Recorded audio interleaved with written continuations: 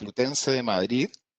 Tiene más de 12 años de experiencia en clínica y reproducción y toda su actividad ha sido centrada en las primeras fases y recría.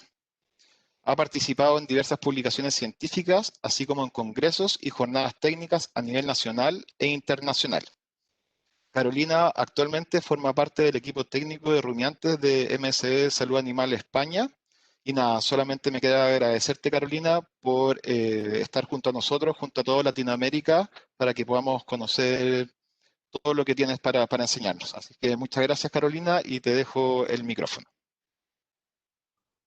Bueno, primero igual agradeceros a todos vuestra asistencia desde Latinoamérica. Yo estoy en el otro lado del charco, para vosotros no, es por la tarde y para mí ya por la noche, pero agradeceros sobre todo el interés.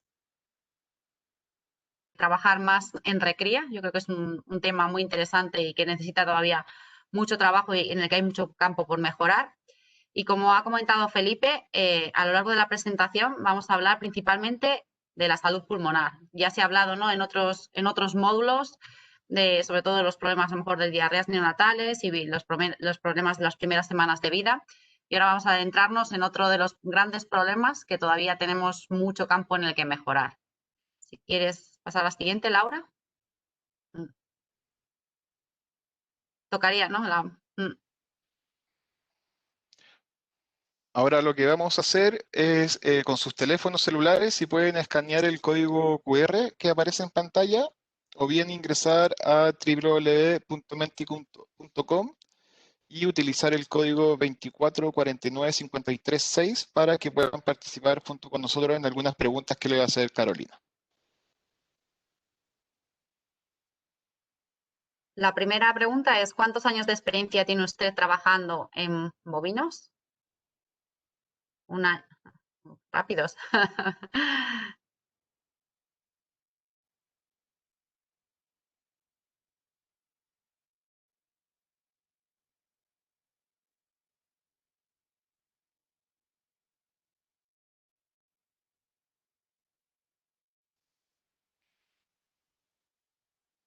Mira, Carolina, gran parte Muy de la bien. gente de Latinoamérica tiene una vasta experiencia trabajando con animales. ¿No? La mayoría son de más de 10 años, de 4 a 10, ¿no? Y unos poquitos de 1 año y poquitos tienen no experiencia. Está bien, tenemos una combinación de, de todas las edades. Son las consecuencias que mayor impacto económico tienen las explotaciones causadas por problemas respiratorios en terneros.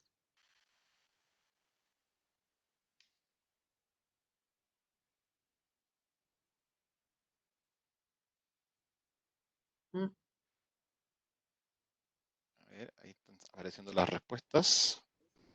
Ajá.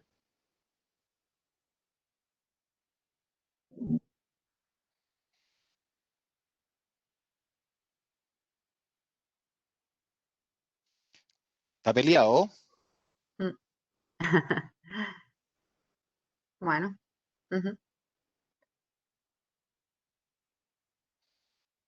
Pero parece que va ganando la menor producción en la primera lactancia. Sí, con menor vida productiva, ¿no? Aquí se siguen de la mano. Exacto. Buenísimo. Muy bien. Vamos a la otra, Laura. ¿Existen registros completos de enfermedad, neumonía en la recría de novillas en los campos que usted visita? Esta es una pregunta muy interesante.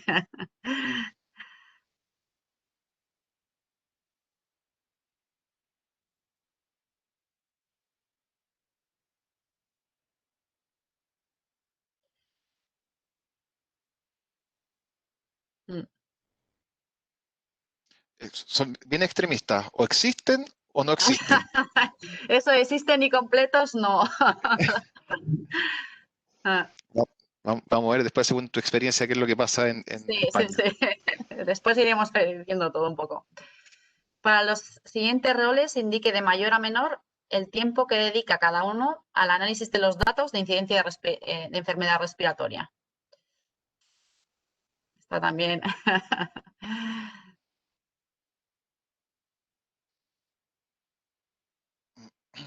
A ver.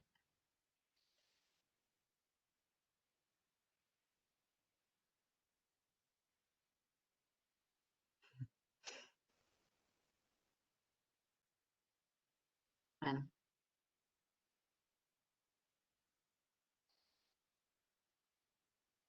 Han ido mutando los lugares, pero sí, parece que sí, el veterinario queda como, sí, como sigue, el... sigue arriba.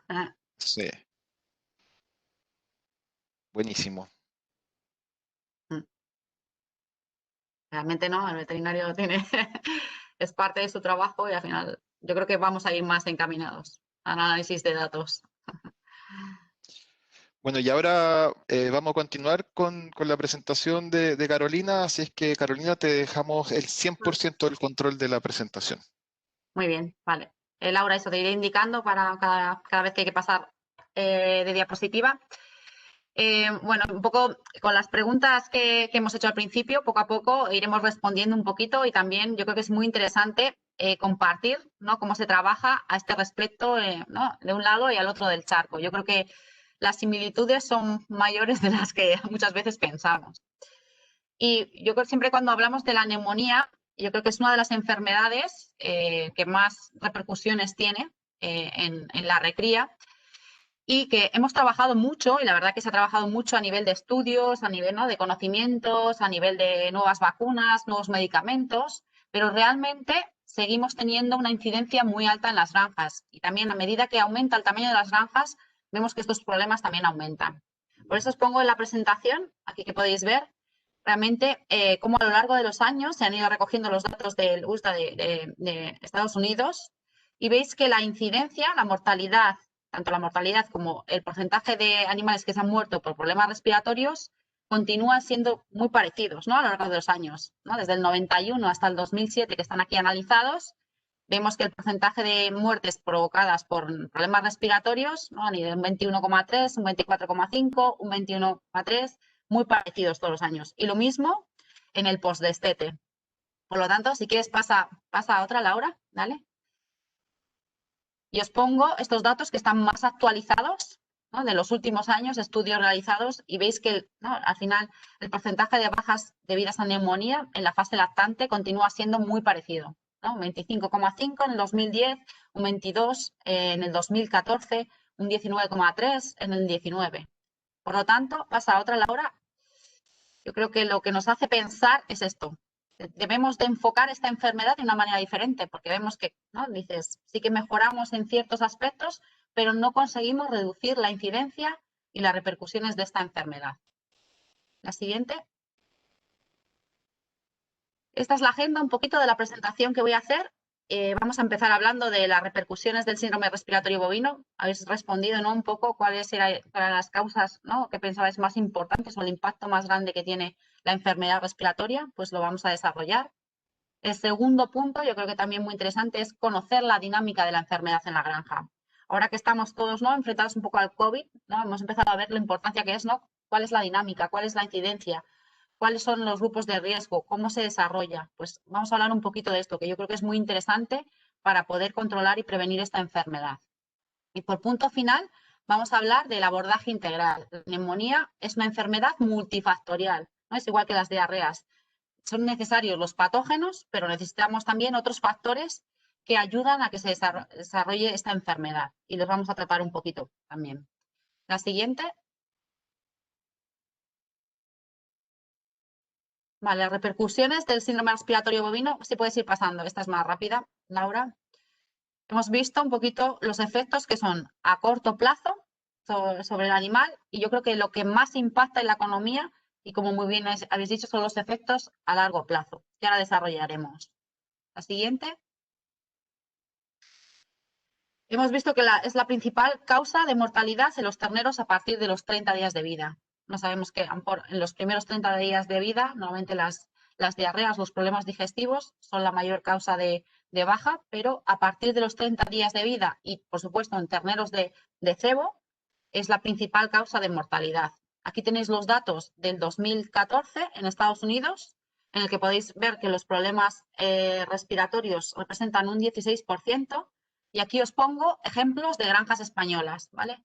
Esta es la causa de baja en la granja número 1, en la que podéis ver que la neumonía es muy parecido, es un 19%. Y la siguiente, Laura, es otra granja, también la primera granja tiene unos 3.000 animales en ordeño y la segunda tiene 1.200 animales en ordeño. Podéis ver que aquí, en esta granja, sí que la neumonía es la principal causa de mortalidad, con un 48,41%. ¿Vale? O sea que no todas las granjas tienen el mismo problema y no producen las mismas bajas. La siguiente. También vemos el efecto de la neumonía sobre la ganancia media diaria. En la primera gráfica de la izquierda es un estudio realizado por Kramer y Olivet en el 2019, en el que se considera y se tiene en cuenta la enfermedad respiratoria valorando la consolidación pulmonar por ecografía. Y se ve que las terneras de 30 a 50 días de vida, con más de 1 centímetro de lesión a nivel pulmonar, crecen menos. ¿Veis? Las que tienen consolidación mayor de 1 centímetro, crecen 143 gramos menos al día. ¿Vale? Es importante, ¿no? Dice simplemente 1 centímetro, ¿no? Que es muy poquito, una lesión muy pequeña. Y en el estudio de la derecha, es un estudio que realizamos nosotros aquí en España en el 2016, que valorábamos muy parecido, pero valoramos desde el día 5 al 50 de vida. Y aquí podéis ver también el efecto que tiene tener una consolidación. Nosotros valoramos de 1 centímetro o de 2 centímetros o más. Si le quieres dar, Laura. Vale, podemos ver que con 1 centímetro crecían menos de 91 gramos al día y con 2 centímetros o más crecían menos de 216 gramos al día. Por lo tanto, la severidad de la lesión también tiene repercusiones sobre la ganancia media diaria. Pero lo que más nos sorprendió al hacer el estudio son estos datos que saber ver aquí en esta gráfica. Es que no solamente afectaba a la ganancia media diaria en el periodo en el que el animal está enfermo. ¿Vale? Es normal que un animal enfermo al final consume menos y realmente es normal que crezcan menos. Pero vimos que estos efectos eran a largo plazo. Los terneras que habían tenido un caso de neumonía durante la fase lactante seguirían creciendo menos hasta, en este caso que seguimos el estudio, 163 días. O sea que los efectos son más a largo plazo en la recría. Y también en el estudio que podéis ver aquí en la derecha de Stanton en 2012, ella observó también que los animales que habían tenido un proceso de neumonía parían más tarde, ¿vale? El porcentaje era mayor de animales que parían con más de 25 meses. Por lo tanto, dices, durante toda la recría, haber padecido un problema respiratorio en las primeras etapas tiene unos efectos muy importantes. ¿Quieres pasar a la siguiente, Laura? Pero como habéis dicho y contestado muy bien en el Mentimeter, realmente una de las repercusiones que muchas veces no tenemos en cuenta y no tenemos en cuenta a la hora de valorar la repercusión de la enfermedad respiratoria en la granja es que estos animales que tienen un proceso respiratorio o que han tenido un proceso respiratorio durante las primeras fases de vida van a producir menos leche. Este es un estudio muy interesante de Dunn que hizo en el 2018, o sea que muy reciente, en lo que los animales con 3 centímetros de lesión durante la primera etapa lactante van a producir 525 kilos menos de leche en su primera lactación, ¿no? Esto sí que es un impacto económico muy importante. Pasa a la siguiente, Laura.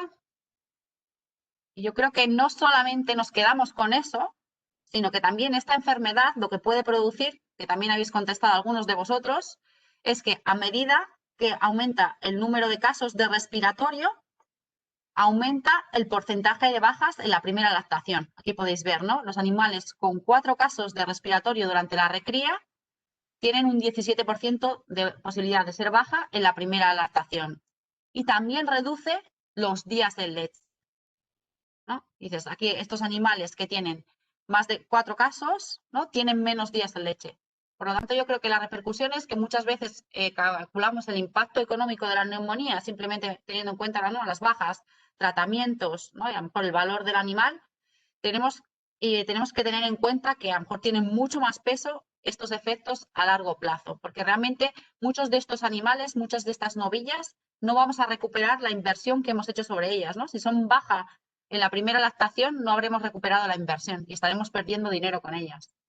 Así que yo creo que estos son realmente los puntos en los que tenemos que tener, ¿no?, tener más en cuenta y hacérselo ver, ¿no?, a los ganaderos y a los propietarios de las granjas, que realmente el impacto de esta enfermedad es muy a largo plazo. La siguiente. Vale, ahora vamos a hablar un poquito más y vamos a meternos en la dinámica de la enfermedad. Siguiente.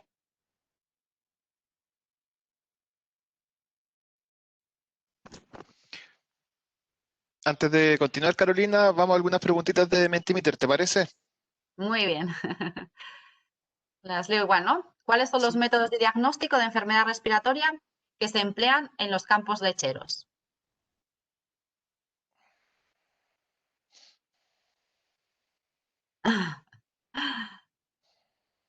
Aquí empieza. ¿Hay alguno más?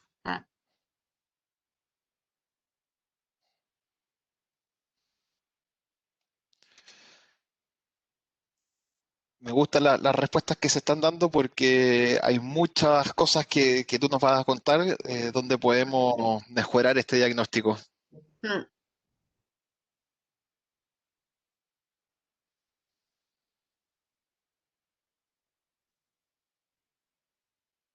sí, Pero está claro que la visualización de los signos clínicos es la principal método de diagnóstico. la ganadora, sí. Mira, ecografía, hay alguien. Tú no estás participando, me imagino. No, no, no participo. A ver, la siguiente. ¿Cuál es el objetivo de prevalencia de enfermedad respiratoria durante las diferentes etapas de la recría? Lactantes, destete y crecimiento.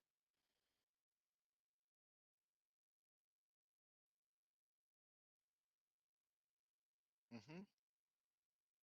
Esta hay que pensarla, hay que leerla Hay y que pensarla pensarla, un poco sí, más. sí.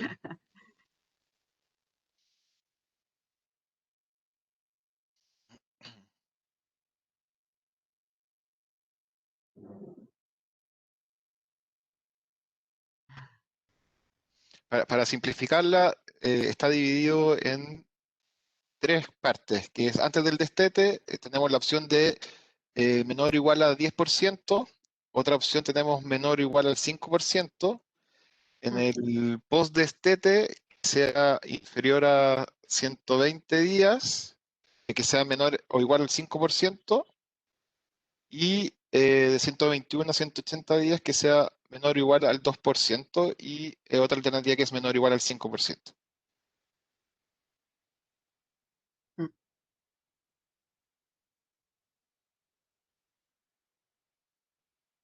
Pero claramente tenemos una preferencia. Somos exigentes. Menos de un 5%, ¿no? En predestete, postdestete y un 2% de 121 a 180. Muy Buenísimo. exigentes. Ahora hay que ver cuál es la realidad, ¿no?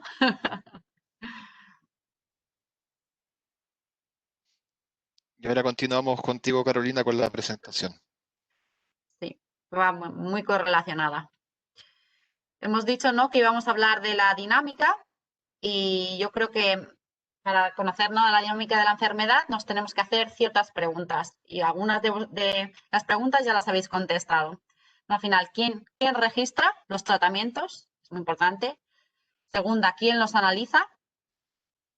La tercera, ¿qué criterio de diagnóstico utilizamos en las granjas? Y yo creo que la que más nos puede ayudar para realmente poder controlar mejor la enfermedad respiratoria es, ¿sabemos cuándo comienza el periodo de riesgo de la enfermedad en la granja? Entonces, para ello vamos a empezar a ver cada una de ellas. Laura, si quieres. Muy importante, ¿no? ¿Quién hace los registros? Yo creo que es uno de los temas más importantes. Como habéis dicho, pues en muchas granjas no hay registros.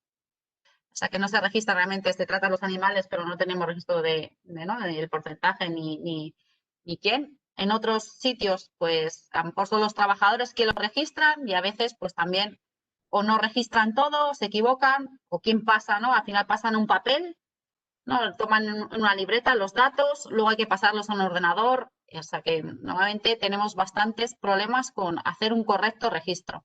A lo mejor ya en granjas más grandes, que a lo mejor sí que tienen personas más cualificadas para hacer un determinado trabajo, esto cada vez va mejorando. Pero yo creo que es un tema en el que tenemos que implementar bastantes cambios para al final poder tener buenos datos.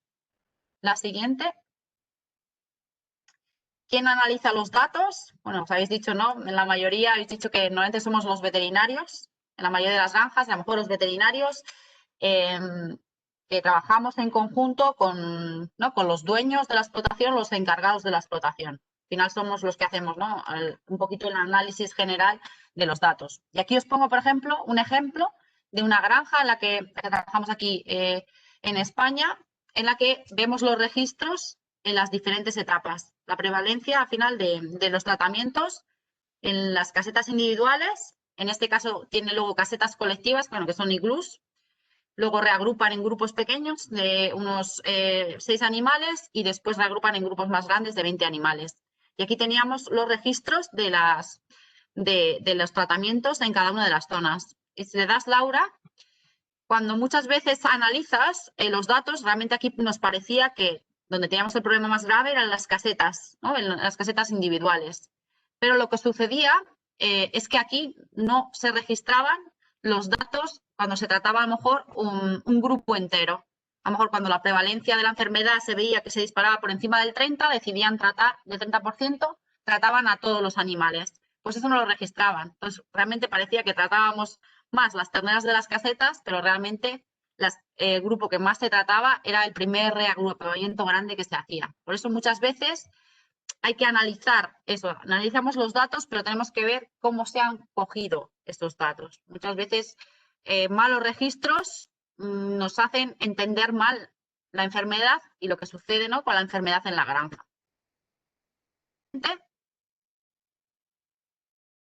Y el siguiente punto, que también nos puede dar errores, ¿no?, porque si utilizamos un sistema diagnóstico que no es bueno, realmente no vamos a tener malos datos. Al final necesitamos un buen sistema de diagnóstico para realmente saber que el animal que estamos tratando es un animal enfermo de neumonía y poder catalogarlo como, ¿no?, enfermo de neumonía. Y como habéis visto, ¿no?, habéis comentado la mayoría de las personas nos diagnostican, y en las granjas los trabajadores o las personas encargadas de diagnosticar lo hacen a través del comportamiento, ¿no?, cambios en el comportamiento. Y este estudio es muy interesante, también aquí realizado muy recientemente, en 2019 por Kramer y Olivet, en el que se valoraba la depresión, que es uno de los síntomas, ¿no?, normalmente que nosotros valoramos como animal enfermo, y valorando solo la depresión, en el caso de los animales con neumonía crónica, solamente presentaban depresión un 23%. El 77% no presentaban depresión. O sea que si simplemente nos valoramos el comportamiento del animal, con el comportamiento teniendo en cuenta la actitud, fallamos mucho en el diagnóstico, incluso en los animales con neumonía clínica. Por lo tanto, no tenemos que mejorar nuestros sistemas de diagnóstico. Pasa a la siguiente. Vale. Como bien habéis comentado, ¿no?, algunos de vosotros ¿no?, empecéis a utilizar también sistemas de puntuación. Este que veis aquí a la izquierda es el más famoso, el desarrollado por la Universidad de Wisconsin, en el que se valoran los 5 síntomas clínicos más relacionados con la enfermedad respiratoria y se le ponen 4 categorías. No, ese que es un sistema un poquito más complejo, tienes que tener un personal un poco más cualificado, pero sí que es verdad que nos ayuda a hacer un mejor diagnóstico de la enfermedad respiratoria, ¿no?, más preciso. No solamente tenemos un comportamiento, sino tenemos los 5 síntomas más característicos, y también cuando hay muchos trabajadores nos permite homogeneizar, ¿no?, la forma de determinar cuándo tratar o no a un animal de neumonía. También se han empezado a utilizar sistemas más automáticos para detectar la enfermedad. Aquí arriba nos muestro, hay gente que a lo mejor ha controlado la temperatura a través de los ruminales. También se controla la temperatura de manera automática con cámaras termográficas.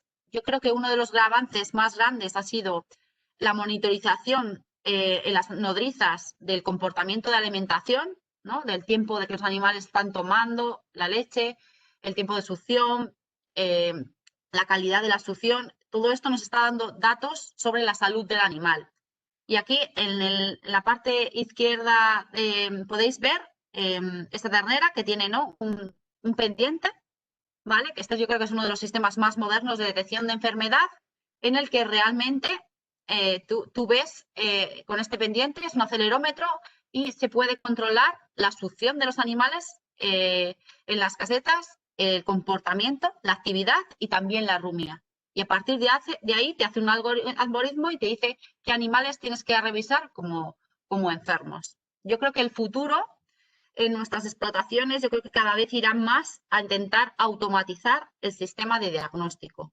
Yo creo que esto es algo que nos viene porque al final la mano de obra vemos que ¿no? Muchas veces no es cualificada para diagnosticar la enfermedad o muchas veces no tenemos mano de obra, o sea que tenemos que intentar automatizar todo lo que se pueda.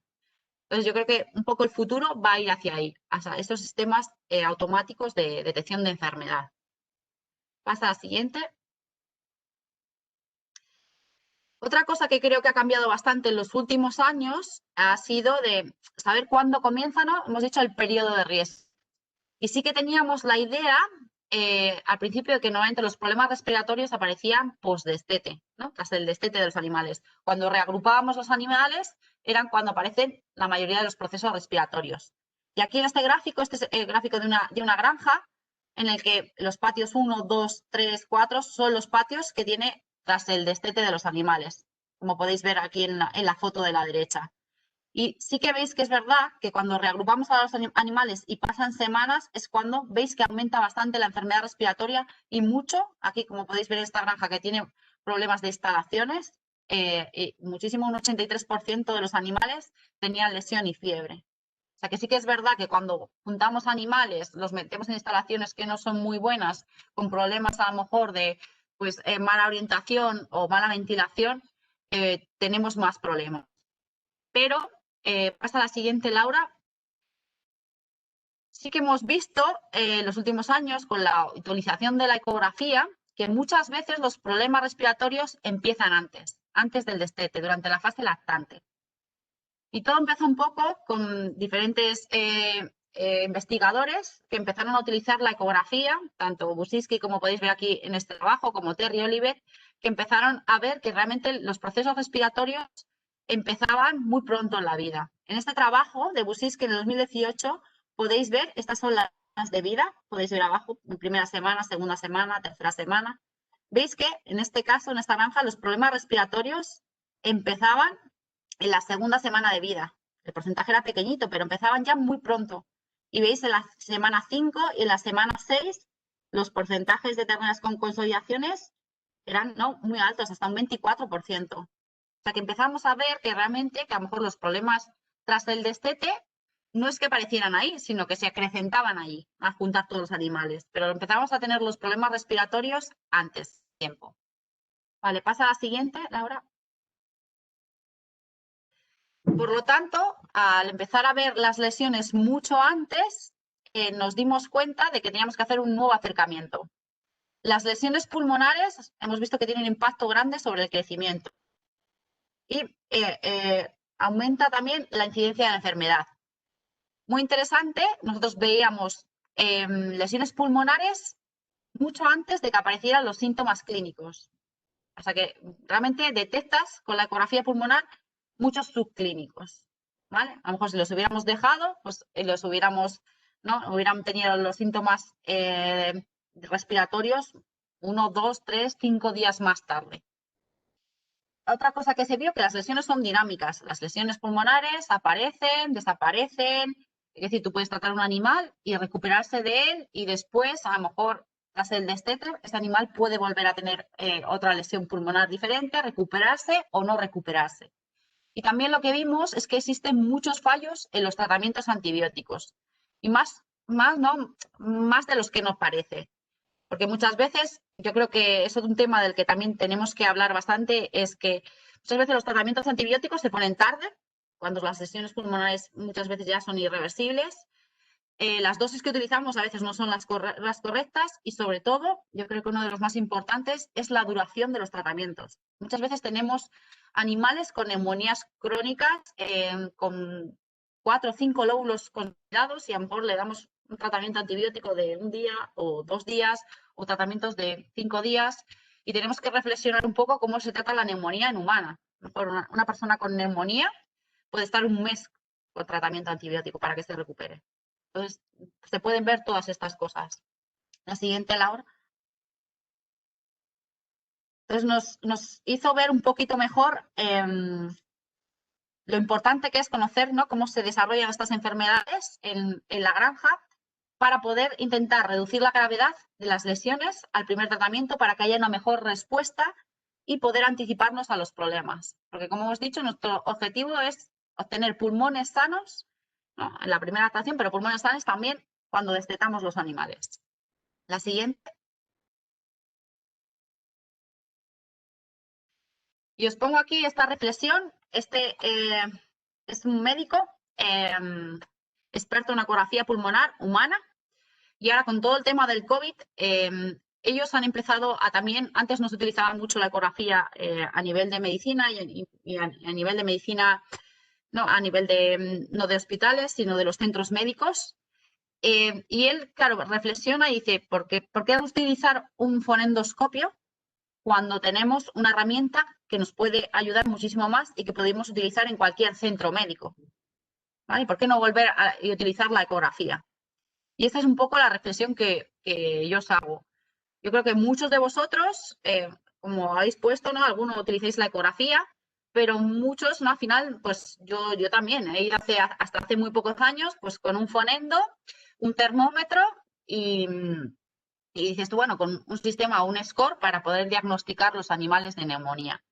Pero ahora tenemos una herramienta más. Vale, la siguiente, Laura. Y os digo cuáles son una de las características que me parecen más interesantes a la hora de elegir esta técnica para diagnóstico de neumonía. Primero, es una técnica no invasiva. Podéis ver en la foto, ¿no?, es haciendo una ecografía, o sea que realmente no haces ninguna invasión sobre el animal. Se puede realizar en las granjas, o sea que puedes realizarlo de manera rutinaria.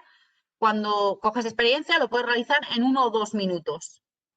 ¿Vale? O sea que parece mucho, puedes escanearte los 2 pulmones en 1 o 2 minutos. Y uno de los puntos más importantes es que tienes un resultado inmediato. ¿Vale? O sea que tú tienes, aquí podéis ver mi foto, ¿no? Y en ese mismo momento yo en las gafas estoy viendo la imagen ecográfica que podéis ver a la derecha. ¿Vale? O sea que tienes una imagen en el momento. Se puede clasificar a los animales, que yo creo que es una parte muy importante. Ya existen estudios y sistemas de puntuación que están validados, ¿vale?, con trabajos científicos que nos pueden servir para recoger la información. Y uno de los puntos principales es que mejora la sensibilidad y especificidad con respecto a otros sistemas de diagnóstico. Vale, Laura, si quieres pasar a la siguiente.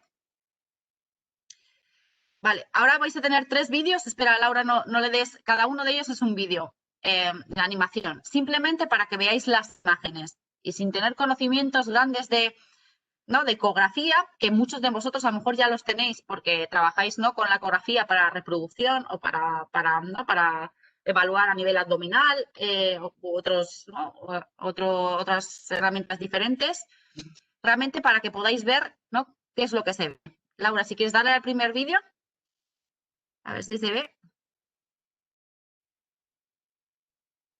Ahí. ¿Vale? Esta es la imagen de un pulmón normal.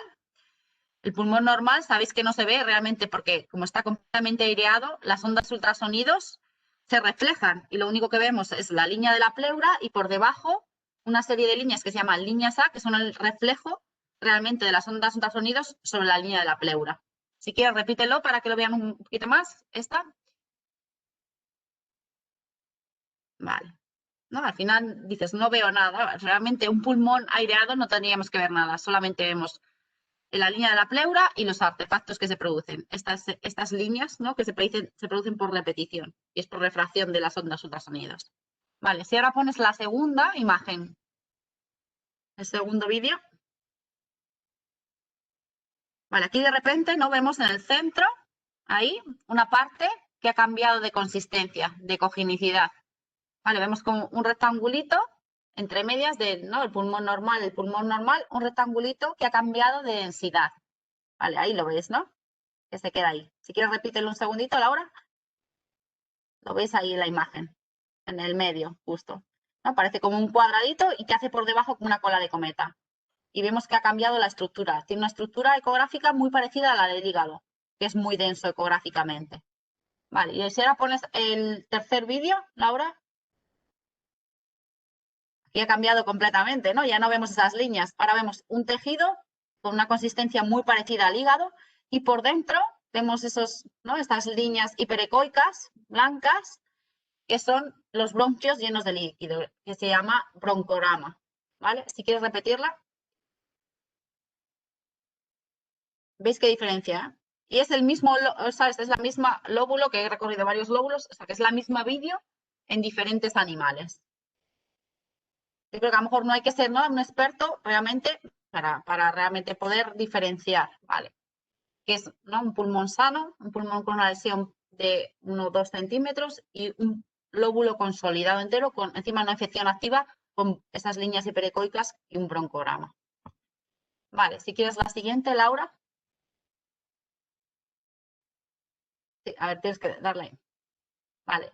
Como os he comentado, yo creo que una de las cosas más importantes, vale, podemos saber que un animal tiene una lesión o no, pero lo que nos interesa realmente es analizar los datos del grupo. Y para eso tenemos que tener un sistema de clasificación.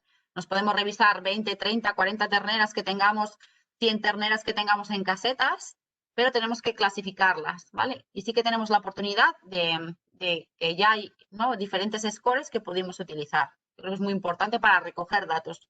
Hemos dicho que es importante, ¿no?, que tengamos unos buenos datos para poder después hacer un buen análisis. Vale, la siguiente, Laura. Y aquí uno de los puntos ganadores, ahora que también estamos tan de moda con la sensibilidad, ¿no?, y especificidad de las pruebas COVID, pues aquí lo mismo. Yo creo que por goleada veis que realmente la ecografía pulmonar, tanto en sensibilidad como especificidad, en los dos últimos estudios, ya veis que son muy recientes, 2015, 2019, gana al resto de los sistemas de diagnóstico. En el primero, en el DART, incluye, al final son 5 síntomas clínicos para terminar, y ni siquiera 5 síntomas clínicos tienen más sensibilidad y especificidad que la ecografía pulmonar. Tampoco el score de Wisconsin tampoco lo tiene, y la auscultación, que sí que ha sido a lo mejor la técnica de referencia para los veterinarios, tampoco lo tiene, porque existe, si veis, sí que tiene mucha sensibilidad, pero una baja especificidad, ¿vale? Y esto lo mejora muchísimo en la ecografía. Vale, si quieres, Laura, la siguiente. Vale. Y la otra pregunta, ¿no?, que nos hacíamos, ¿sabemos cuándo comienza el periodo de riesgo? Pues yo creo que la ecografía nos puede servir para realmente saber cuándo comienza este periodo de riesgo. Esta es una gráfica en una granja en la que abajo tenéis las semanas de vida de los animales y en el lateral izquierdo el porcentaje de animales con consolidación por semana. ¿Vale? Es muy parecida a la gráfica que habéis visto del estudio de Busiski. Nosotros a lo mejor en las granjas, como trabajamos, es así. A lo mejor llegas a una granja que realmente empiezas a trabajar con ellos y lo que te haces es revisar animales, los diferentes animales por semana. Si trabajas en granjas muy grandes, al menos te tienes que mirar 12 animales por semana de vida, ¿vale? Para poder tener más o menos unos datos adecuados y significativos. Y aquí, por ejemplo, esta es una granja en la que los animales están alojados en casetas individuales y veis, ¿no?, como la enfermedad respiratoria empieza más tarde. Empezamos a tener problemas respiratorios, ¿no?, a partir de la sexta, séptima semana, y a la 9ª semana tenemos un 13% de animales con lesión. Y diréis, ¿esto es bueno o esto es malo? Pues también ya hay estudios que nos indican, Terry Elivet ha hecho varios estudios en los que dice que nuestro objetivo de lesión pulmonar con ecografía tiene que ser menor de un 15%. Por lo tanto, esta granja, en la que hemos hecho la revisión por semanas con ecografía pulmonar hasta el destete, cumple este requisito, está por debajo. Vale, luego veis sí que hay un pequeño repunte, después en el reagrupamiento, que es normal, ¿no? Después en la semana 10 tenemos un 25, vale, se va controlando, porque justo pasamos de casetas individuales a grupos, en este caso de 12 terneras, ¿vale? Y ahí tienen un poquito más de riesgo, pero más o menos la enfermedad se controla. Vale, la siguiente, Laura. Vale, esta es otra granja diferente y aquí, como podéis ver en la fotografía de la izquierda, en este caso, los animales están alojados en grupos, ¿vale? Desde edades muy tempranas. Y aquí, ¿no?, veis igual analizados los animales por semanas de vida y vemos, ¿no?, el porcentaje. Y aquí veis que aumenta mucho más, ¿no?, el porcentaje de animales afectados. Ya veis, a lo mejor la 8ª semana tenemos un 42. Y en el destete, que en este caso se realiza en la semana 10, tenemos un 48% de animales afectados. Por lo tanto, en esta granja no estábamos cumpliendo, ¿no?, eso de tener menos de un 15, y veis cómo después del destete sigue aumentando este problema. O sea que esta granja tiene, ¿no?, problemas respiratorios mucho antes y más graves. Vale, la siguiente. Y aquí os pongo ya el último ejemplo. En este caso, en la imagen de la derecha, veis, en este caso son terneras alojadas en nodrizas, ¿vale?, con amamantadoras. Entonces, aquí los grupos son más grandes, son grupos de 20 animales, ¿vale? Y encima en esta granja van metiendo animales, porque no es una granja muy grande, y van metiendo animales de manera dinámica, ¿vale? Van metiendo, pues cada semana meten a por 2, 3, 4 animales. Y aquí sí que podéis ver, ¿no?, cómo empieza la enfermedad respiratoria mucho antes. En la tercera semana ya tenemos un 17% de animales con lesión. Y los animales se meten más o menos a las 2 semanas de vida. O sea que veis que enseguida, de que pasamos a las casetas a que metemos los animales en las amamantadoras, en las nodrizas, realmente aumenta mucho la persistencia de la enfermedad respiratoria. Y en la semana 10, igual desde destete, ¿no?, tenemos un 50%. Y os preguntaréis, ¿no?, porque realmente dices, oye, pues ¿no?, en la semana 15 tenemos un 54%, pero luego, ¿no?, bajamos y bajamos. Este es el trabajo que hacen los trabajadores diagnosticando, ¿no?, y tratando a los animales. Van controlando la enfermedad, pero veis, de la semana 5 a la semana 10 no se termina de controlar la enfermedad, ¿vale? Muy bien, pues la siguiente, Laura. ¿Y por qué es importante conocer la dinámica de la enfermedad? Yo creo que una de las cosas más importantes cuando queremos instaurar un programa de vacunación en la granja es que tenemos que saber, ¿no?, realmente cómo es esa dinámica, cuándo empieza el periodo de riesgo, porque nosotros tenemos que vacunar a las terneras antes del periodo de riesgo, ¿no? Si vacunamos ya cuando los animales están, ¿no?, tienen lesión, llegamos tarde. Lo que queremos hacer es prevenir antes. Por eso os pongo que cada granja, así de esta manera, podemos ver realmente cuándo tenemos que utilizar la vacuna. Y lo que sí que está demostrado y es que si utilizamos un plan vacunal y un plan vacunal adecuado, en el momento adecuado, reducimos mortalidad, reducimos morbilidad y también, sobre todo, porcentaje y gravedad de los animales. Mira, yo os pongo ahora un ejemplo con las granjas anteriores. Si quieres, pasa, Laura. Vale, estas son las dos granjas. Sí, ahora no pases más, espera ahí. Vale, estos son los dos ejemplos. No, la siguiente también, pon las dos granjas. Ahí, perfecto.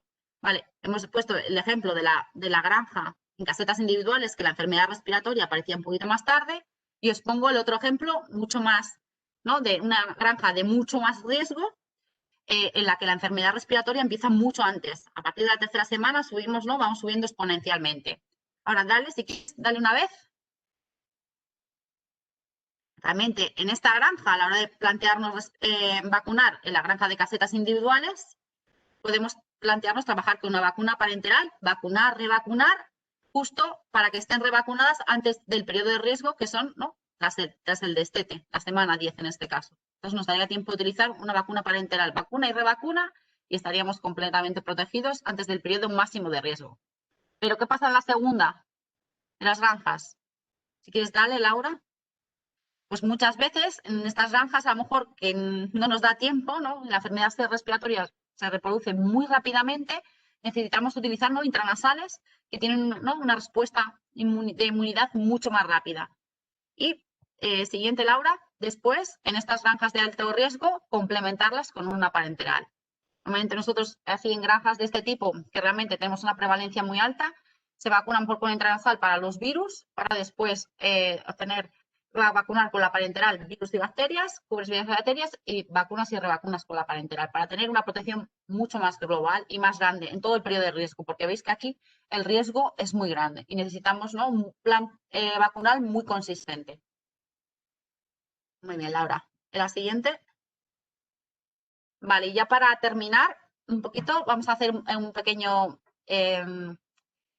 revisión de lo que es el abordaje integral de la enfermedad respiratoria.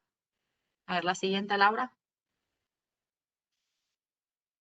Pues como las enfermedades, ¿no?, las diarreas neonatales, la neumonía también es una enfermedad multifactorial, en la que, como hemos dicho antes, ¿no?, los patógenos son necesarios e imprescindibles para desarrollar la enfermedad, pero necesitamos otra serie de factores para que se produzca la misma, ¿no? Factores de nutrición, manejo, ambientales. Y el estrés también, para que se desarrolle. Sin estos factores, los patógenos solos, muchos son parte de la flora habitual. No provocarían los problemas que nos producen durante este periodo. Vale, la siguiente, Laura. Vale, si quieres. Y uno de los puntos claves, bueno, que podríamos tener una charla entera para hablar de este solamente, es la nutrición e la inmunidad. Yo creo que es muy importante, muchas veces, sobre todo cuando trabajamos con sistemas restrictivos de leche, que yo creo que cada vez, no sé cómo vais trabajando vosotros, pero supongo que en la misma línea, cada vez damos planos nutricionales un poquito más altos en estas terneras en las primeras edades de vida. Y esto es muy importante, porque aquí podéis ver en la tabla, si nosotros tenemos un sistema más intensivo de leche, damos más leche, las terneras tienen más energía, tienen menos porcentaje de diarreas, menos porcentaje de neumonías en la fase lactante y también en la fase postdestete, o sea que en los dos. Simplemente por suministrar más nutrientes, más energía. Porque tenemos que tener en cuenta que el sistema inmune consume mucha energía. Al final consume glucosa para estar activo. Entonces necesitamos esa energía. Vale, la siguiente, Laura. Y más que deciros, ahora también, bueno, vosotros no me habéis dicho que en algunas zonas tenéis calor, pero aquí en España ya estamos en invierno, pues estos días hemos tenido nieve, -1, -2, y supongo que en algunas vuestras zonas seguro que todavía no tenéis más diferencias térmicas. Lo importante que es, sobre todo ahora en invierno, ¿no? Que las necesidades energéticas estén cubiertas. Y este gráfico a mí me gusta mucho, ¿no? Porque a partir de los 5 grados, veis cómo las necesidades para calentar simplemente el cuerpo aumentan, las necesidades energéticas aumentan mucho y se pierden en crecimiento, ¿no? Perdemos crecimiento. Y también en muchos casos perdemos también energía para el sistema inmune, para las defensas. Por lo tanto en los climas extremos, porque puede pasar igual estrés por calor o estrés frío, realmente necesitamos más energía, porque al final el sistema inmune está respondiendo de una manera más constante. Vale, la siguiente.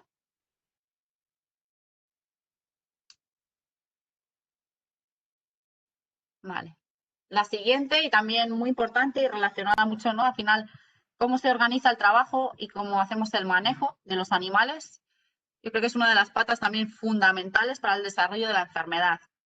Y os pongo aquí, ¿no? Varios dibujos y los que podéis ver la importancia que tiene, ¿no? La limpieza de las camas, la frecuencia del encamado, ¿no? Para mantener un ambiente limpio. La densidad que tengamos, veis la foto esta de abajo, aquí es imposible en esta granja y es imposible que los animales no tengan neumonía. Esto, y están todos, ¿no? Todos pegados en un espacio mínimo. Encima, ¿no? Todos los animales, ¿no? Comparten espacios, o sea que es una nave entera. O sea que sí que la densidad es un factor muy importante para el desarrollo de la enfermedad respiratoria. Y ahora lo sabemos, ¿no? El contacto entre nosotros, ¿no? Para el COVID, al final, que es la única forma de controlar ¿no? Dices, este virus realmente no es no tener contacto entre nosotros, ¿no? Las mayores medidas higiénicas posibles. Pues en algunos de los virus que afectan, ¿no? a los terneros se comportan de igual manera, se contagian de la misma manera y muchas veces tenemos, ¿no? densidades de este tipo que lo único que hacen es favorecer ¿no? la diseminación rapidísima de la enfermedad. Y lo vemos con lo que llamamos, ¿no? muchas veces los brotes. Vale, la siguiente. Yo creo que lo que más se ha trabajado, y hay numerosos estudios, es en las formas en las que hacemos el reagrupamiento. Normalmente, a lo mejor, cada vez más, ¿no? Antes se alojaban a las terneras en casetas individuales desde el principio, ¿no? Hasta que se destetaban, pero ahora cada vez no. Pues hay estudios que dicen que es mejor que estén en grupos de 2 o en grupos pequeñitos para que, ¿no? se acostumbren a comer, al final el consumo es mayor y al final también su adaptación a compartir espacio con varios animales es mayor. Entonces tenemos que saber cómo hacer los reagrupamientos. Y aquí os pongo los principales estudios, realmente cómo nos dice cómo tenemos que agrupar. Sí que es importante agrupar animales de al menos 2 semanas de vida, porque las 2 primeras semanas de vida son muy críticas. Lo que os he comentado antes, es importante hacer grupos estáticos y homogéneos, o sea, que nosotros hacemos un grupo de 6 o hacemos un grupo de 20, que no entren y salgan animales, porque eso vuelve a recircular la enfermedad. Los tamaños también, es importante hacer tamaños pequeñitos, de pocos animales al principio, la importancia que tiene la ventilación, ¿no? Al final, ¿no? Para que al final haya menos número de bacterias y virus por metro cúbico, y también el espacio, los metros cuadrados por animal, que también bajará la densidad de los patógenos. Vale, la siguiente, Laura. Y aquí pongo la importancia, ¿no?, que al final tienen las instalaciones que tengamos en la granja. Cuando trabajamos en casas también vemos que todas las casetas, ¿no?, no son iguales, no tienen sistemas de ventilación iguales. También es importante, ¿no?, saber la orientación que tenemos que poner, la protección frente a los vientos dominantes o aprovechar, ¿no?, el aire fresquito que pueda venir en verano. Quiero decir, es una de las partes, yo creo que más consistencia tienen. Bueno, ahora vosotros igual, ¿no? Hemos visto la importancia de cuando trabajamos en casetas o en naves interiores con los tubos de presión positiva, ¿no?, para favorecer esas renovaciones de aire. Al final lo que tenemos que hacer es intentar tener la menor carga bacteriana y vírica, ¿no?, en el sitio en el que están respirando los animales. Y al final este es el objetivo. Para esto, bueno, necesitaríamos también, ¿no?, desarrollar otra charla, otra jornada simplemente de auditorías ambientales e instalaciones, que tienen un papel imprescindible en el desarrollo de la enfermedad respiratoria. Vale, la siguiente, Laura. Como hemos comentado, el estrés. Yo creo que las terneras en esta etapa, ¿no?, es una etapa muy pequeñita, dices a lo mejor 60 días, ¿no?, 2 meses de la vida de las terneras, y pasan muchas cosas en su vida, en ese periodo tan cortito, ¿no? Nacen, que para ellas ya yo creo que es uno de los elementos más traumáticos que van a tener en su vida. Empiezan a tomar calostro, después se le pasa a lo mejor a leche en polvo, empiezan a comer pienso, enseguida tienen que ser, ¿no?, pasar de monogástrico a prerumiante en muy poquito tiempo. Y aparte, en este momento se hacen muchas cosas, ¿no? Se les descuerna, se les reagrupa. Yo creo que es un periodo muy pequeño con demasiados estreses que puede afectar mucho y que afecta a la enfermedad respiratoria y a las enfermedades. Yo creo que sí, encima juntamos estreses en animales que están enfermos, el impacto es gravísimo. Muchos de estos animales pues no sufren enfermedades casi irreversibles en este periodo y muchos son baja por esta causa. Por lo tanto, nuestro objetivo es intentar tener, ¿no?, terneras sanas, lo más sanas posibles, y intentar ir reduciendo los estreses. ¿Vale? Hay manejos que tenemos que hacer, ¿no? Y al final tenemos que descornar los animales, tenemos que destetarlos, pero si los animales están sanos y mantenemos las terneras sanas, ellas también llevarán de mejor forma estos estreses, que al final son inherentes en nuestro sistema productivo. Vale, la siguiente, Laura. Y he dejado para últimos los patógenos, que sí que son, nosotros los veterinarios no le damos el punto más importante, y es verdad que tienen su importancia porque son necesarios. Ellos son los que provocan las lesiones a nivel pulmonar. Pero, te quiero decir, ellos pueden estar en animales sanos y en animales enfermos. Es tan importante el resto de los factores como los patógenos para el desarrollo. Pero sí que es importante que los conozcamos, que comprendamos cómo se desarrolla cada uno de ellos, ¿no? Todos conocéis los más importantes: el virus respiratorio sincitial, para influenza 3, el IBR, Mannheimia hemolítica, Mycoplasma, ¿no?, por desgracia bovis, Histophilus sonus o piógenes, ¿no?, Torpedera pilógenes. Pero realmente lo que tenemos que intentar hacer es ver qué patógenos tenemos en nuestra granja, y si quieres, Laura, pues para ello, como podéis ver en la foto, podemos hacer lavados bronquialveolares, sacar, ¿no?, pues, nasofaringios largos, y realmente ver un poquito, conocer qué patógenos tenemos en la granja para poder trabajar frente a ellos cuando existen vacunas, o también podemos hacer antibiogramas para ver realmente, ¿no?, qué antibióticos debemos usar para cada uno de ellos. Si quieres darle, Laura, a la siguiente. Al final es importante, ¿no?, que nosotros hagamos también como veterinarios, sepamos qué patógenos tenemos en cada uno de los cultivos que hacemos, ¿no? Tenemos virus, si tenemos bacterias y eso, sobre todo conocer si son resistentes o no a los antibióticos que utilizamos. Yo creo que esta es una de las partes más importantes. También a lo mejor la ecografía nos puede ayudar a tomar mejores muestras, porque muchas veces, no sé si os pasa a vosotros en vuestras granjas, pero normalmente tomamos muestras de animales crónicos y nos encontramos resultados como el que podéis ver en la izquierda, ¿no?, con Torpedera pilógenes o Mannheimia o Mycoplasma, pero no sabemos si si son los iniciales ¿no?, que quién inicia la lesión. quiénes son los responsables primarios para poder prevenirles. Por eso es importante, a lo mejor, si utilizas la ecografía, realmente ver y coger las muestras en estos animales lesiones iniciales, porque realmente nos está diciendo, nos dice quién empieza la lesión. Yo creo que es la parte más interesante, coger bien las muestras también, no coger siempre de los animales crónicos que no nos van a aportar nada de información. Vale, la siguiente.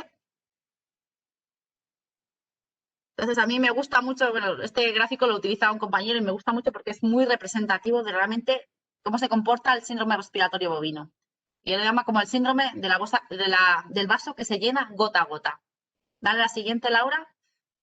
Realmente el vaso se va llenando eso con todas las cosas, los factores que a lo mejor no controlamos. No controlamos bien la nutrición, no controlamos bien la inmunidad, hacemos malos manejos, no tenemos malas condiciones ambientales, ¿no? Poca ventilación, y esto hace que el vaso se vaya llenando. Y dale, Laura. Y son al final los patógenos los que hacen desbordar este vaso y hacen que la enfermedad respiratoria, ¿no?, al final tenga unas consecuencias y unos daños mucho más graves. Y en la siguiente, Laura. Por lo tanto, yo creo que para finalizar ya, yo creo que como para todas las enfermedades que trabajamos en la granja, me da igual, al final mamitis, neumonías, diarreas, nuestro objetivo principal es intentar reducir el número de animales enfermos e intentar reducir la duración de la enfermedad, ¿no?, para realmente, dices tú, tener los grupos, ¿no?, y la enfermedad mucho más controlada, ¿no? Si tenemos menos animales y la duración es menos, hay menos posibilidad de contagio. Realmente este es el trabajo que tenemos que hacer. Y pasa a la siguiente, Laura. Y para conseguir esto, ¿qué tenemos que hacer? Al final tenemos que trabajar en prevención, trabajando y reduciendo los factores de riesgo que hemos comentado, ¿no?, todos los factores de riesgo que hemos comentado. Esto complementado con un buen programa vacunal, conociendo, ¿no?, la dinámica de la enfermedad. Entonces, ¿cuándo tenemos que poner el programa vacunal? Y conociendo los patógenos más importantes que tenemos en la granja. Y después, la siguiente, Laura, trabajar en un diagnóstico precoz. Al final hemos visto que los animales responden mucho mejor cuando se diagnostican precozmente. La respuesta a los tratamientos antibióticos es mucho mejor en animales, ¿no?, con lesiones muy pequeñitas, que al final tienen un componente bacteriano y la carga bacteriana es muy pequeñita, que lesiones muy, muy graves, que pueden abarcar un lóbulo, 2 lóbulos, que al final necesitan, ¿no?, al final tratamientos antibióticos muy largos que muchas veces son casi inviables a nivel de granja. Y ya, Laura. Entonces, ya para terminar, simplemente me gustaría que os llevarais como mensaje a casa que se necesita al final, ¿no?, un nuevo abordaje para el síndrome respiratorio bovino. Hemos visto el gran impacto que tiene el síndrome respiratorio bovino y cómo afecta a la productividad de nuestras granjas. La importancia, que yo creo que todos lo tenéis bastante claro, ¿no?, al final de las preguntas que habéis respondido, ¿no?, de la necesidad de recoger y analizar mejores datos. Tenemos que ser más precisos, con mejores, al final, ¿no?, métodos de diagnóstico que nos ayuden, o sistemas automáticos de detección de enfermedad, que nos ayuden a tener mejores datos para analizar mejor. Conocer, ¿no?, los patógenos que tenemos y los factores de riesgo para, al final, hacer programas de prevención y control mucho mejores, para intentar a ver si por fin conseguimos reducir la enfermedad respiratoria. Porque al final el objetivo principal es obtener pulmones sanos al primer parto. Vale. Buenísimo, Carolina. Muchas gracias por tu presentación. Clarísimo todo. Y solamente quiero detallar 2 puntos que mencionaste y que va en línea también con lo que nosotros como MSD estamos buscando, que es siempre la prevención y el diagnóstico oportuno, que fueron 2 puntos importantísimos que tú señalaste. Antes de comenzar con las preguntas, Carolina, que hay varias, me quiero tomar la libertad a todos los colegas que hoy día nos están acompañando, de todos aquellos que se sientan interesados y quieran saber más sobre el tema del diagnóstico ecográfico para enfermedades respiratorias, por favor contacten a el representante de MSD de cada uno de sus países y nosotros con gusto podremos entregarle más información y, por qué no, en un futuro, ya cuando podamos estar con visitas a terreno, incluso hacer capacitaciones contigo, Carolina. Así es que estás cordialmente invitada a Latinoamérica. Muy bien, muchas gracias. Bueno, Carolina, como te digo, hay varias preguntas. Si quieres, vamos haciéndolas y buscar la respuesta a cada una de estas. ¿Te parece? Vale. Mira, aquí la primera que nos llega es, ¿qué recomendación nos podrías dar respecto a instalaciones? Por ejemplo, en jaulas colectivas y la altura recomendada. Vale, bueno, para instalaciones, claro, también depende mucho de las condiciones ambientales de cada zona, ¿vale? O sea que al final tienes que hacer un poquito, no sé qué condiciones ambientales tenéis cada uno en vuestras zonas, pero es un poquito, ¿no?, el conjunto de temperatura, al final es un poquito como las vacas, temperatura, humedad y los vientos dominantes de cada zona y un poco trabajar con el sol. En las casetas, si son, ¿has dicho casetas individuales o casetas Eh, colectivas? colectivas, colectivas. Vale, como super hatches es... Exacto. sí. Al final, las recomendaciones son de 3,3 metros cuadrados, al final por ternera, muchas veces después para más o menos esas edades. Y realmente de altura tienen que tener al menos unos... es que depende un poquito del tipo, porque a lo mejor los tipo iglú tienen a lo mejor, no llegan a 2 metros, 1,60, y a lo mejor hay superhatches que son más altas, o sea que es un poquito, depende un poco de la estructura. Lo importante es al final los metros cuadrados y metros cúbicos que tengan por animal. Y también importante ver el tema de la ventilación y los La vientos. ventilación. Es Por eso, yo creo clave. que la parte más importante muchas veces es ver tu temperatura, tu humedad, ¿no? Por dónde sale el sol y por dónde se pone, y los vientos dominantes, cómo proteges a lo mejor en invierno y cómo al revés, ¿no? Quieres poner un poquito de viento para verano. Sí que es verdad que ahora cada vez las super hatches cada vez no van con mejores sistemas de ventilación también por arriba, ¿no? Para hacer como corrientes por arriba también para que se ventile. Y por ejemplo los iglús, no sé si tenéis vosotros también allí, que son iglús redondos. Estos tienen un En sistema algunas zonas. sí, es un sistema de ventilación que yo al principio pensaba que no funcionaba, pero sí que recircula bastante bien también el aire. Mm. Perfecto. Bueno, estamos hablando de diagnósticos precoz y aquí hay una pregunta sobre la rentabilidad en el uso de monitoreo, estos aretes que mostraste. Si tiene alguna experiencia.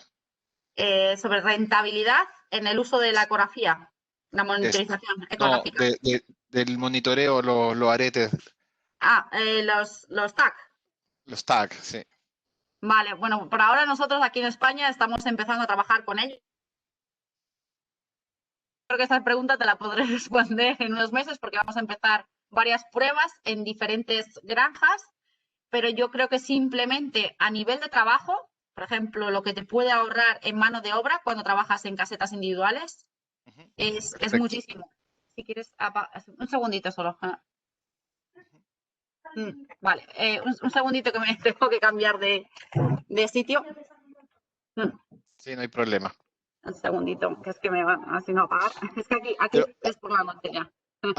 Aprovechamos mientras te estás moviendo, Sí, Carolina, de pedirle a todas las sí. personas que están conectadas que por favor puedan escanear el código QR que ven en pantalla y pueden testar una pequeña encuesta que para nosotros es sumamente valioso poder tener un feedback para que día a día podamos ir mejorando este tipo de actividades que estamos realizando. Así es que desde ya les agradecemos poder responder esta pequeña encuesta. Mm. Eh, Vale, Mira, sí, Carolina, aquí continuaba sino con al final la rentabilidad de la utilización ¿no?, de la monetización con los TAC. Y yo creo que al final tenemos que fijarnos en el ahorro de mano de obra. Al final, cuántas horas, ¿no?, dedicas en la granja a diagnosticar la enfermedad.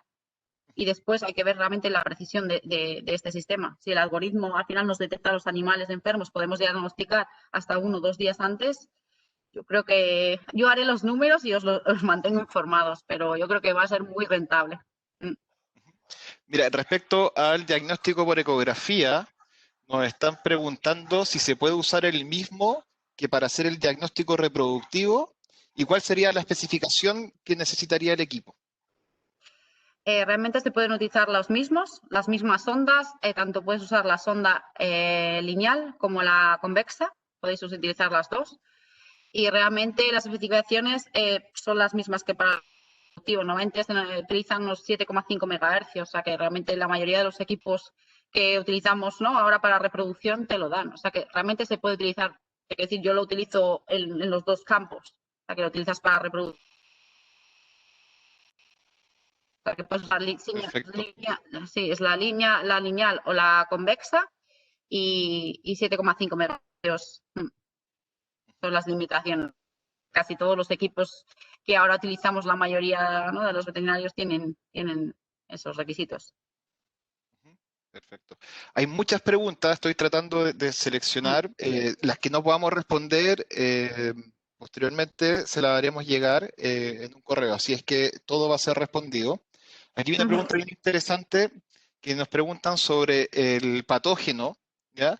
¿Cuáles son las zonas pulmonares afectadas o dónde se ven más consolidadas? Por ejemplo, Mannheimia hemolítica, ¿dónde se localiza mayormente?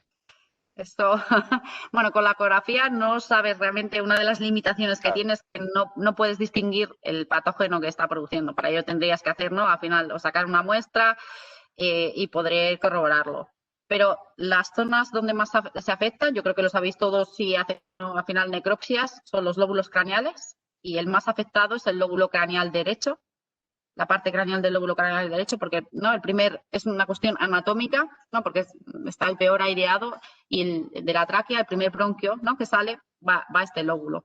Entonces, normalmente es por la primera vía, ¿no?, de entrada de las bacterias y Claro. los virus. O sea que realmente, y en los diferentes estudios que hay, la parte craneal del lóbulo craneal derecho es el más afectado, el segundo más afectado es el lóbulo medio del derecho y luego sí que el tercer lóbulo más afectado hay un poquito de más disparidad y puede ser la parte caudal del craneal derecho o la parte caudal del craneal izquierdo. O sea que esos son los lóbulos más afectados.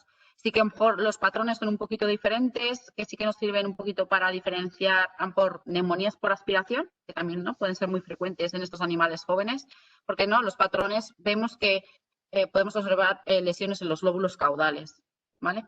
Que esto es muy poco frecuente, ¿sabes? Como lesiones ¿no?, puntiformes en los lóbulos caudales, que normalmente no es muy frecuente en animales, ¿no?, animales jóvenes que tienen bronconeumonías catarrales que afectan a los lóbulos craneales. Así que los puedes diferenciar un poquito. ¿Puedes diferenciar abscesos? Sí. Que sepas que es micoplasma, porque pues no sabes diferenciar si es micoplasma o si es piógenes. No lo puedes saber. Vale, pero sí que sí se observan abscesos, o sea que se puede ver, ¿no?, la cápsula del absceso y qué contenido dentro. Perdón, no sabes si, ¿no?, si es purulento o si es por micoplasma. Eso tendrías que Y hacer otro Carolina, análisis. para ir finalizando con las preguntas, te voy a hacer tres seguidas. ¿Ok? Vale.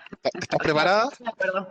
¿Estás preparada? No, mira, la primera es cuando utilizamos ecografía para un diagnóstico temprano, ¿qué porcentaje de recuperación se obtiene de un tratamiento cuando estamos viendo un animal que no tiene signología clínica? Esa es la primera. La segunda es cuando existen neumonias dentro de los primeros 30 a 35 días de vida, si la recomendación es hacer una metafilaxia a ese predio o utilizar vacunas en la madre, ¿ya? ¿Qué tipo de vacunas? Y la tercera, que se repite mucho, si bien todos los países tenemos distintos tipos de vacunas, sí podrías repetir el plan vacunacional que podríamos recomendar. Sí. A ver, voy a empezar por la última y iré a la primera. Si se me olvida la primera, ya te digo. Pero bueno, un poquito hablando de los programas, sí que yo he dicho, y bueno, yo creo que al final tienes que conocer un poquito